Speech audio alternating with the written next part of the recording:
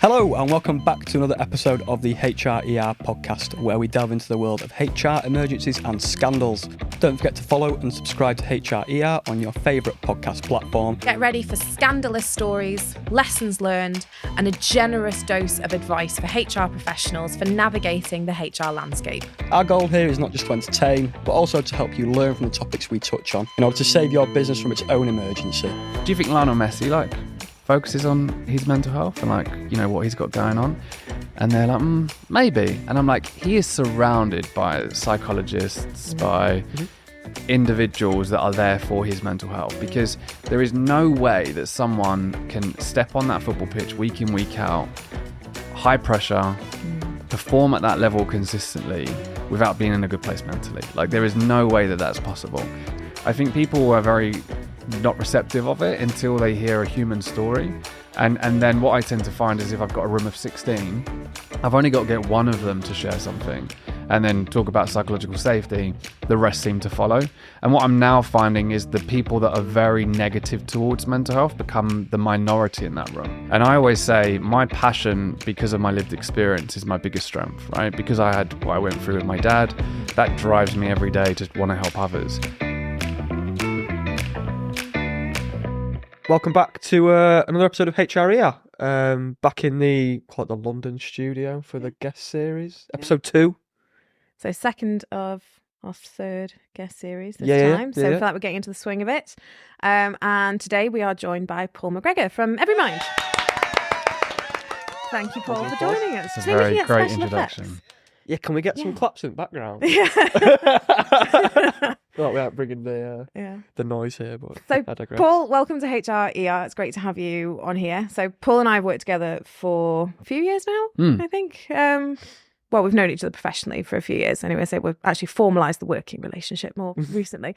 So Paul, you founded the Everymind app. Tell us a little bit about yourself. Yeah, sure. So I'm Paul, and dad of 3, but also huge advocate for mental health. So obviously founded Everymind 4 or 5 years ago off the back of my own lived experience, some of the challenges that I've had from a mental health perspective. The main sort of life-changing experience was losing my dad to suicide when I was 18, which was, of course, very sudden.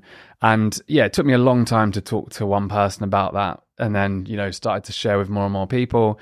And Everymind really came about just because I was pretty fed up with the really traditional reactive approach to mental health in the workplace. So yeah, we founded 5 years ago. There's definitely been an evolution, a journey of where we've taken the business, but we, as I say, support hundreds of organizations in different ways, and we see the good and we see the bad. So I'm sure we're going to jump into a lot of that today as well. So tell me what the platform does. So we've pivoted recently where our core focus at the moment is support for mental health first aiders and champions. And that's what the platform and the app essentially does. So it allows organizations to track impact of those networks, because up until now, mental health first aiders, champions have kind of been trained, left and forgotten about. So we allow organizations to track impact through them anonymously logging conversations, which gives the organization ways in seeing what's happening in certain locations across the business as well. But the key focus of the platform is we provide on-demand support to those mental health first aiders and champions. It's based off the clinical supervision model. So if they have a difficult conversation, they can reach out to Everymind, get that sort of support guidance, and we provide regular upskilling, regular development sessions for that group as well. And we work with organizations like Dreams, the Bed Store, Waits Construction, Aston Martin, and different organizations like in financial services and Marshall McLennan, a lot more, all different industries. So we see it all, which is exciting. But yeah, we also do a lot of manager training and workshops still. That's really getting us to connect with colleagues on that more personal level as well. So in the manager training, I go out, I do management training, I kind of brush up close to probably some of the stuff that you do and then leave that to professionals.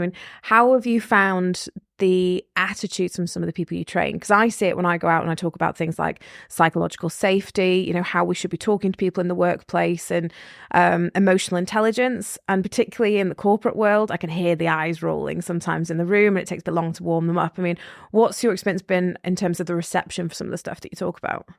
Yeah, I think managers are tricky, especially it depends on the industry. So I can think about, the financial services industry as an example. Like when I walk in that room, of course they're all suited and booted and giving you the eyes and almost Slick like, back hair. yeah, extremely busy, right? Yeah, on their phones or whatever. He's got slick back hair, Ollie. Yeah, I've got the quiff, actually. I've got the quiff. I could probably get away with being a banker, to be honest. But I all I would say is what I tend to find, because we as an organisation, and me in particular, share our experience very early on in that session, that always changes the room. I think people are very not receptive of it until they hear a human story. And then what I tend to find is if I've got a room of 16, I've only got to get one of them to share something and then talk about psychological safety. The rest seem to follow. And what I'm now finding is the people that are very negative towards mental health become the minority in that room. So actually now the conversation is more people really wanting to spend a bit more time talking about it. But it's interesting. I get asked questions that I'm thinking, okay, Alyssa needs to answer this. I'm not going there. Because I think that's the thing with managers. It's, I've heard of horror stories where you might not disclose like what someone's shared with you, or you might have made a bad remark to one of your employees from a mental health perspective, and then you go down the whole, obviously, legal route when it comes to that. I mean, we've done one before. We should tag team in the future, definitely. Just well, get you out here for a word with me. Yeah. Like, Paul, you can deal with the rest of them. But I think with managers are key, because I saw a stat the other day that I think it was people are more likely now to talk to their managers. I think 76% of people said they would share with their manager about their mental health. I think it was of the same relevance to their partner, I think it was. So, and I think the role of a manager has changed massively. So what we're trying to do is give managers the skills to be able to have those difficult, sensitive mental health conversations. But as you know, there's still that kind of wraparound support that's needed for them as well. On stats as well. We like stats, don't we? We do. I read one on, it was LinkedIn one the other day, so it may not be much truth to it. But like on average, like 50% of people stay in jobs for their managers as well. Like you say, you spend 40 hours a week, sometimes more with these people, don't you? Like you look to them for guidance and all sorts of different stuff. So interestingly, I said at the start as well, I did a little bit of research into your company, but I didn't know the whole app sort of setup was to empower managers to sort of offer I thought the app actually offered advice in itself. Yeah, so the app, so we did launch with an initial app, which was our first product that Alyssa will know about as well, but we've actually decommissioned that from the first of this month. And the reason why we did that is, one, we launched the new platform, which was the support for mental health first aiders, champions, managers, and it was getting really confusing with the other app. But also, and again, we can touch on this maybe a little bit later. The initial idea for the original app was mental health support for all. And it was, in your pocket whenever you need it. Now, this was before every man and a dog had invented a Wellbeing app, right? I'm not saying I was the first one to come up with it, but there wasn't that many in the market. And what I found really challenging is it became such a tick box very quickly. If you had 4%, 5%, 10% engagement rate across an organization, they wouldn't look at the people it was helping, they would look at the others that weren't on the app.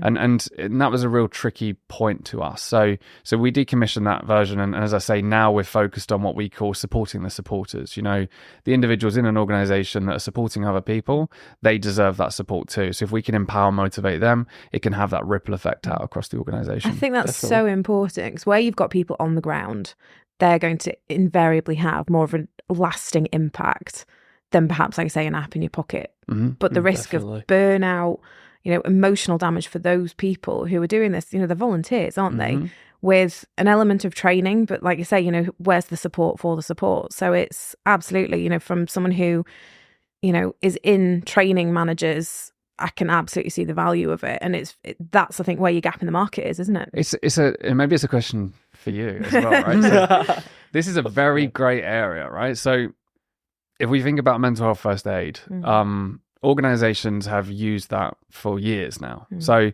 the tradition, the common way of using mental health first aid, let's take a construction company, which is, of course, they use a lot of mental health first aiders. They may have created a cohort of individuals, trained them as mental health first aiders, put them on the internet, signpost people to speak to them, and haven't created any wraparound support development for them. So that's where we come in. But a lot of organizations don't have us, right? So this is the grey area I'm hearing about. Yeah. So if I work for X construction company and you've trained me as a mental health first aider, you're not advertising that people can come and speak to me as a mental health first aider. Let's say that one, I either burn out and I go off sick because I can't handle work and all of these conversations. But two, if I give advice or don't disclose and something happens to that individual, I'm hearing from a legal perspective, there's a lot of grey area around that. I don't know what you think about that. Yeah, I mean, well, the two elements. So the first, the company absolutely has a duty of care, so that mental health first aider. They're doing this within the course of their employment. They've been trained either by the company or through the company. So whatever the impact on their well-being is, absolutely duty towards them. In terms of the advice that the mental health first aiders are providing, I would say, again, that's within the course of employment. So I think it would take a hell of a lawyer to try and separate the legal duty in terms of the mental health first aider and the company to say to the company to go, they're nothing to do with us, they're doing it independently. So I would say if there was anything that came off the back of that, is that it would be the company that's liable. Well, it drifts out of employment law, but it's called vicarious liability. So if you're doing something within the course of your employment, it's the umbrella of the company then that takes over in terms of that liability. But I think it's something that companies should be embracing rather than, I've seen it where I've gone in places and I've been doing the training and again, we brush up to the mental health stuff, but we don't quite go there. And they go, oh, it's okay. We've got mental health first aiders. We just signpost to them. And you go, that's where you're stopping though. That's at the point where you go, we've ticked the box. We've done our job. We've signposted. That's all we're supposed to do. And then it's like, okay, but then what happens? What about them? Yeah. Yeah. And Big also workload. I think with organizations, we always say with these individuals, it's quality over quantity and making sure you got the right people. And I always say, I've spoke to so many mental health first aiders across loads of organizations, and they're all very similar to me, right? They're very passionate because of lived experience. And I always say my passion because of my lived experience is my biggest strength, right? Because I had what I went through with my dad, that drives me every day to want to help others. But on the flip side, it's also my biggest vulnerability. So in other words, I can have a conversation with someone today who lost someone to suicide yesterday, and that will really impact me, right? Because it takes me all the way back to that moment 15 years ago. How much reliving the experience. You're reliving it, right? So again, these are individuals that are very passionate because of lived experience, but they're also potentially at risk because they've had their own challenges before as well, and they could be triggered at any time. So that's kind of where we come in, because if that is a conversation you've had, it triggers you can now reach out to us straight away and have that debrief, because I have it in the job that I do. So yeah, it's an interesting landscape at the moment, but we're evolving. And what is it that you do then when you can kind of feel that vulnerability coming in? How do you cope with it? See, I'm lucky now because obviously I've got people in the team that I can just ring up and say, I've just delivered a workshop, someone's come up to me, sort of shared something, kind of impacted me in a way. And it's just, it's not a therapeutic conversation. It's them just listening. You're just talking about it. Just talking about it. It's like in the same as Samaritans, you will have someone before you leave your shift, you have to have a debrief with, right? Making sure you just talk through your conversations, get it off your chest.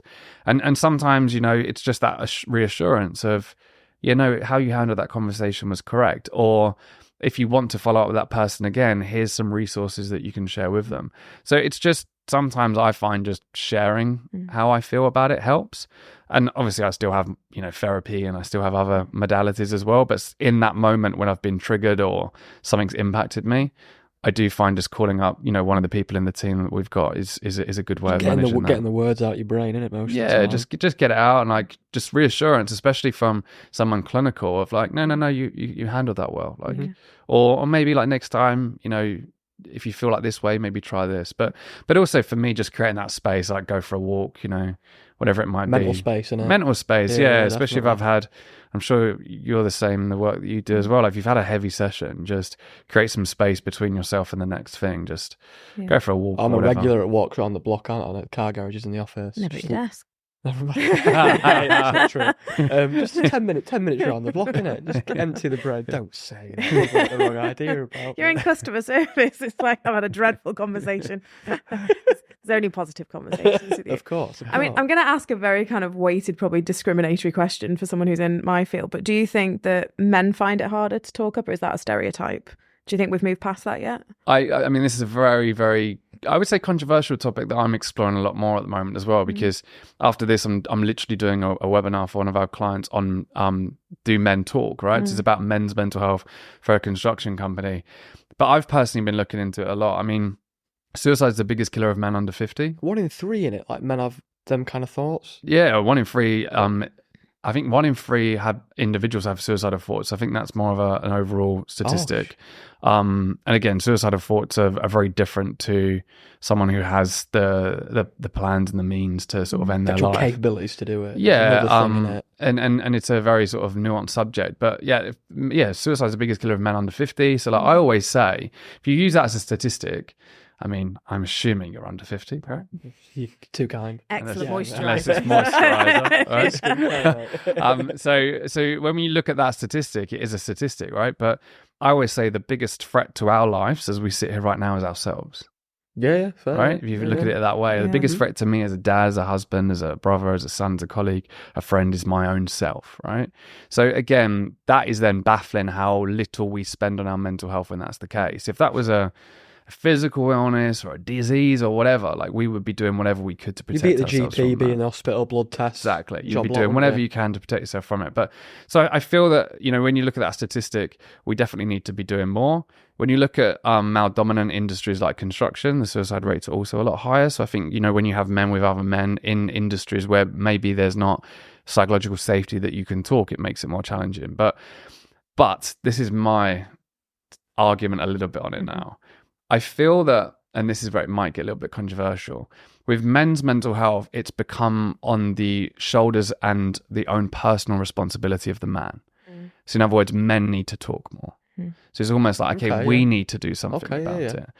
In comparison to it being an organizational issue or a societal issue, where what can we do differently to help men manage their mental health differently? How can society adapt to that a bit and again, I think it's purely in my experience, it's, what does it mean to be a man, societal roles, again, not feeling comfortable to talk about it, feeling like you're weak if you talk about it. These have all been things that I've experienced. So it's a very big subject, but yeah, men statistically are impacted by suicide in particular more so than anyone else. I think we're growing out of it. As I say, men as a race.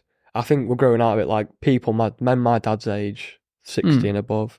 Back in their day, it wasn't even a thing, was it? But I think still in some industries there is that kind of blockage, and I think it takes one to open up and be vulnerable. Yeah. And where I've worked before, there was a very, very strong element of that, where there was a male leader who opened up with his vulnerabilities, and it did feel like a safer place to talk. 100%. And I think it does take that still, the one person to kind of go, yeah, we're doing this. So that's a great example in organizations, in society, in the pub, whatever it is.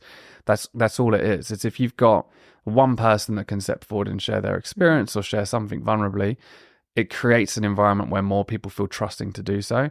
So use the example of, like, if I go in and deliver to construction workers, I'm like, can I swear on this? I'll say, I'll crap in myself, right? A more subtle version of that word.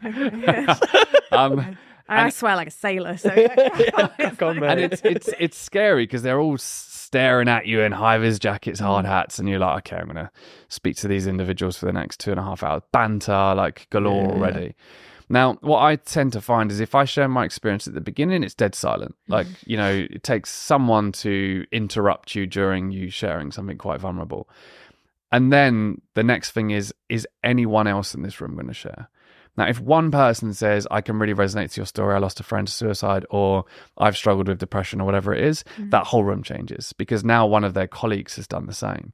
So then more and more people share. Not everyone does. It's pack mentality, isn't it? Exactly. You've kind of won the room, whereas it's a much more of a tricky situation and session where no one does. Yeah. You're trying to get more out of them, but it's struggling. And it's the same in the pub. If I go to the pub with my mates and no one is being human, you are just going to keep it surface level banter and everything else. But if one person becomes human, more people feel unable to you feel it as well normally. Like, I don't know, I've had it in conversations where, like, I or someone else will share something, and like something switches, like it just becomes a little bit more engaging. Like, you're looking at each other more and you're talking like it's not, like you say, it's not surface level. You've touched on something a little bit deeper. And they're the type of conversations that you remember and like have a long lasting effect on you.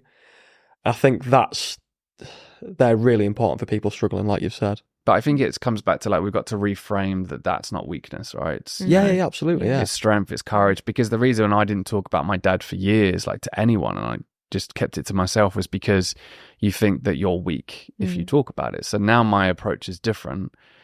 But again, I think if people can realize that then by sharing some of their vulnerabilities, it's courageous, it's strength, they'll start to do it a little bit more. I think people struggle because they think it's seen as a sign of weakness. I think the very fact that like some people are scared to speak about it should mean that it's seen as brave, but it's not.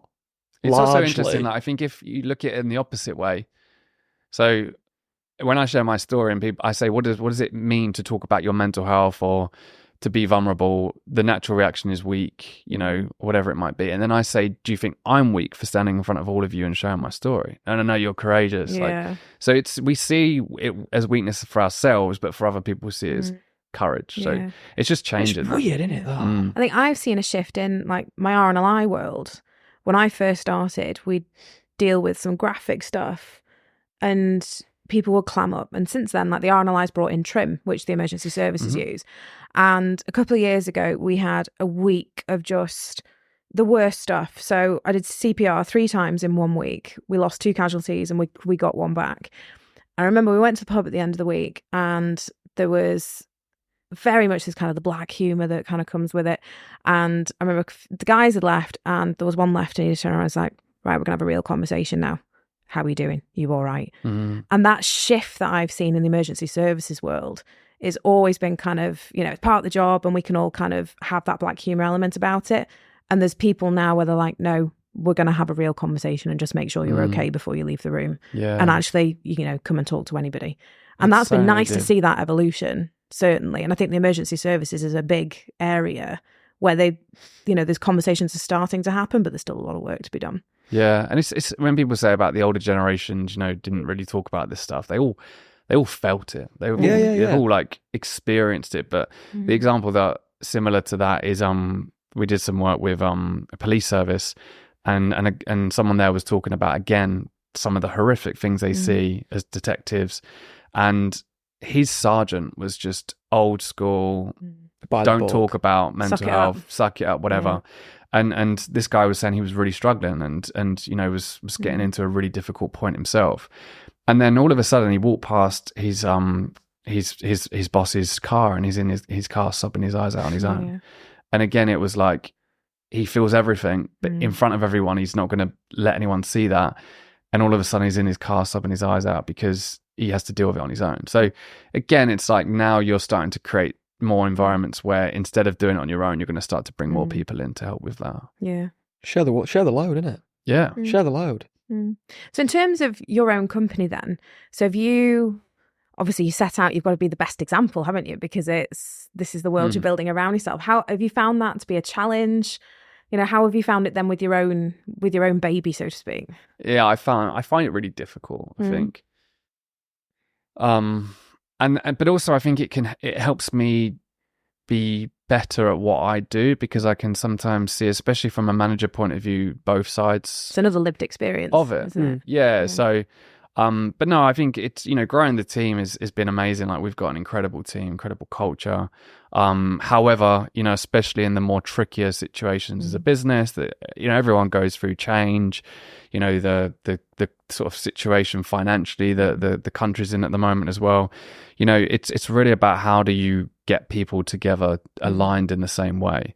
And of course it's extremely difficult, right? But yeah, we have to set the tone. Although what I tend to find is that, you know, I'm trying to be as open and honest as I can be in front of my team. Like I always say to them, if there's something that I can't share with you because of, you know, shareholders or whatever, I'll say I can't share with you, but I'll also try and share as much as I can with you. And I haven't been afraid of being open and honest and transparent. And, you know, and I suppose you know where you need to go with stuff. You must have seen some horrific practices. Yeah, I mean, it's a bit like us with the HRER stuff, isn't it? You know, we see the horror stories. You must see a side of that as well. Yeah, there's loads of horror stories. I think that in a small organization like ours, it's probably easier to control. But some of the, you know, when you get bigger, some of the things that we see, and I'm sure you see as well, is just how much of a tick box it becomes, right? It's like, well, and I'm sure in like, you know, the law firms and all of that, it's like, well, you know, we're putting on a yoga session. You can have you a know, ping pong or table, like, we're yeah. going to have some free fruit in the office or whatever it might be. yeah. And there's a term called Wellbeing washing, which is like, again, it's like, you know, how much an organization talks about well-being. But we always say well-being is positive well-being in an organization is an outcome. It's not the initiatives, right? And again, there was an example of, because I was thinking of some before this session, an organization that had a burnout problem and was like really highlighting that employees were burnt out. So they wanted to run a session on burnout on people's lunch breaks. And again, it's like, well, an hour on someone's lunch break isn't going to cure that. So I think people... And also they're not having a break. Exactly. I think people are now seeing it in that way, like to really improve the culture of an organization. Initiatives and well-being benefits is just one part of that. Like you have to look at the whole structure, policies, ways of managing employees. It's a lot bigger than I think people... I think it's like, we say it a lot, the word a lot, but I think it's part of culture. Yeah. Like it's the atmosphere in an office or wherever setting you're in, like that sets the standard and the tempo for very much how everyone feels. Yeah. Like I try to make people laugh a lot, obviously, don't I, in the office. I try to do it on purpose just because it makes people happy. We humour you. Yeah, you do. You laugh at my jokes, and I appreciate that. Makes me feel good as well. Yeah. But I think it's very much like embedded almost in like your surroundings and the people. It is. Yeah, and I think you can't change that overnight. It just takes a huge amount of time. So the example with Dreams, we did a webinar with them yesterday. We started working with them 6 months ago. But Abby, who drives that alongside our support, has done so much, like just really creative, clever campaigns to change the narrative. She's got that buy-in from the top. She's embedded new policies around menopause, around, you know, even periods and more difficult sort of conversations that, again, no organizations will touch sometimes. And it's this ongoing, you know, process. It's not we've implemented Everymind and everything's going to be fine now. They're doing so much more alongside us, and they're now really starting to see the movement of people feeling more comfortable to talk, people feeling more valued by the organization. So I think that's what we tend to see, is it's an ever-changing, ongoing process. Even with my business, it's ever-changing and ongoing. I think that's a reflection of human nature, though. Like our minds are always changing. The way we think is always changing. So you've got to adapt with the times. Question from me as such. It says here you're a mental health author. Is that right? Oh, yeah. You've written a book? I wouldn't. You could call That's me not the question, but I just want to confirm. You could call me that. I wrote and published a book. I would say it was around... It's before Everymind, I believe. It's about 5-6 years ago now. And it was more of like just the journey of Dad and, you know... Oh, like your story sort of thing. Yeah, my story. I originally wanted it to be more of a self-help book for those bereaved by suicide, because it's a very unique form of grief when you've lost someone to suicide. But the publishing company, there's only a small publishing company, was more focused on lived experience. They wanted to turn it into more of a kind of story. So a novel. Yeah. So I mean, I don't recommend it anymore because it's 6 years ago and I've probably changed a lot since then. So, but no, I mean, I definitely would like to do something like that again. I found it very therapeutic, the writing process of just getting it on paper, getting some stuff down. Yeah, it was good. The actual question itself is, what advice would you give to someone who is currently struggling with mental health issues? I think it's very individual.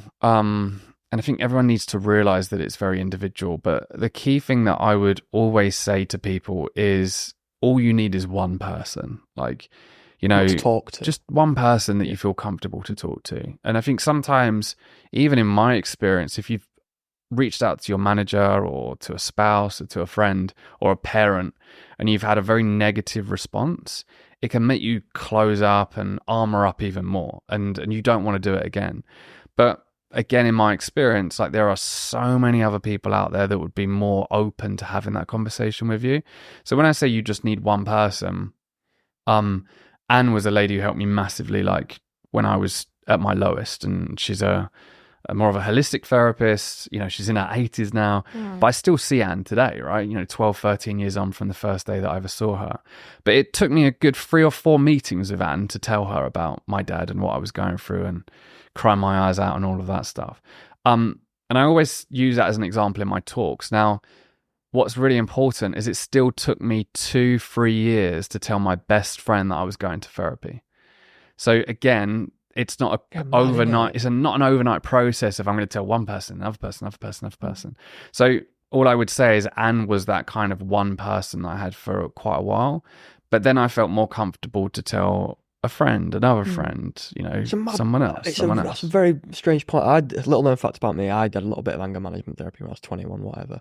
And I spoke to like an older woman figure, and I found that people probably do find this is true, but I found it easy to open up to someone who I didn't know and didn't know me. Then, like you say, like I couldn't speak to my best mates about it because I was like, I'll be judged. But like you put me in a room with a woman 60 plus, fine, I felt really safe and like secure.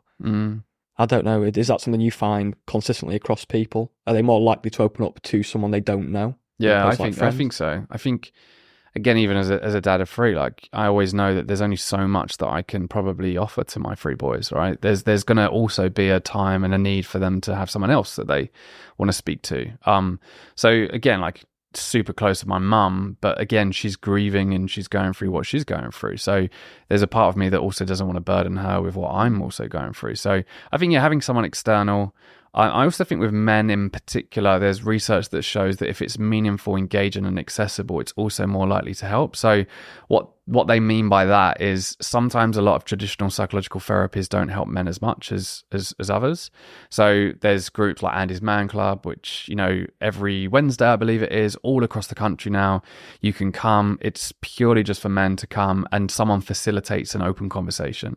You've got golf groups that are linked to mental health. You've got five-a-side football that again is linked to mental health. You've got motorcycle groups that again link to mental health. So what people are doing really well now is it's not like, hey, come and talk to me about your feelings. It's, hey, let's go jump on our motorbikes and go for a little drive. However, we're going to make sure we talk about how we feel during this. There's an activity attached to it. It normalizes it as well, though, because I think with the therapy point, I think there is a stigma that comes with, and it's why people don't admit they go. And I remember when I first went, and she said to me, "Why is it taking so long?" And I said, "Well, I'm a strong person. I'm told I'm tough." And she goes, "What do you think I'm going to do? Turn you to jello?" She's like, "You think you're going to leave here unable to cope with the world?" And it is that it's admitting that there's a weakness or that you need help. And I think it's once you kind of cross that threshold and you see actually that it does strengthen you. And I think there's a lost message there in terms of we still see it as almost that kind of American, view where, they rely on it too much or, it means that there's a weakness. And I think there's definitely an educational piece there where we need more conversations about it. Yeah. And again, it's the way I sometimes talk about it to managers that say, don't believe in mental health. I always say, think about like the best footballer in the world at the moment or something like that. And they might say, it's, Lionel Messi or whatever. And then I'll say to them, good answer. And then I'll say to them, do you think Lionel Messi like focuses on his mental health and like, what he's got going on? And they're like, maybe. And I'm like, he is surrounded by psychologists, by individuals that are there for his mental health, because there is no way that someone can step on that football pitch week in, week out, high pressure, perform at that level consistently without being in a good place mentally. Like there is no way that that's possible. So again, it's the same in a workplace. How can you expect to manage all the pressures, all the emails, all the whatever's going on at work, but then also at home without being in a good headspace? It's like impossible. So I think the challenge with maybe in your situation and in my situation, and maybe yours as well, is we go to therapy when there's something drastically wrong. Like when we're almost broken. Yeah, we're like broken and we need some help drastically. Whereas again, it's like, how do you start just using it more proactively? And maintenance, isn't it? Rather than taking your car to the garage when the wheels are falling off. Well, or me when there's an engine management light and a tyre light and a something else light. Well, the first sort of, just look after it. Yeah, fine. It's hard to do though, right? Yeah. So, Paul, thank you so much for coming on. It's been such a good conversation. I feel like the time's really flown on this one. I've not really looked at this. We just sort of chatted amongst ourselves. It's been lovely, mate. Our lovely producer Dawn, who does so much work and helping us with the framework, and we've just totally ignored all the preparation and the questions. Your questions are great, Dawn. I'm just going to put that out there. So, Paul, if we were going to have another guest on, who do you think we should have on the HRER? Oh, that's a very... Who would you recommend? The hot seat? No pressure. There's a guy called Josh Connolly who I would recommend. Okay. And the reason why I'd recommend Josh is he does do some stuff around resilience in the workplace, but he's also doing a lot around toxic parents at the moment. Cool. Childhood trauma. Wow. Okay. Josh is got long hair, like very spiritual as well, but he's doing some amazing work. So Josh Connolly, or I haven't actually spoke to, actually I'll give you another one, Amelia from Suicide & Co. Okay. So Suicide & Co. I'm a trustee of. They're doing some amazing work in the suicide bereavement space. And again, we know with organizations when they're impacted by the loss of someone to suicide, it's hugely impactful. So Amelia is doing some amazing work with that charity as well. So they're the two. Oh, thank you. Spot on. Well, thank you so much for tuning in, listening, all the comments, even the trolls. We love you. Even the trolls, yeah. Thank you so much for everyone who has pushed us to number 21. I think we are now. I think We've it's 21, climbed again, number 21 in the 21, HR in the HR charts. We're really enjoying the guest series. If you've got anybody that you would like us to interview, please don't hesitate to drop us a message or reach out on our socials at Heroes. And Ollie, over to you. Yeah, like, comment, subscribe, and we'll see you next time. Thank you. Until next time, we're your hosts signing off from HRER. Take care of your HR and may your workplace be disaster-free. Before we go, a big thank you to you for tuning in, and don't forget to subscribe. If you have your own ER stories or suggestions for future episodes, reach out to us at Heroes or on social media, or even HRER@heroes.co.uk.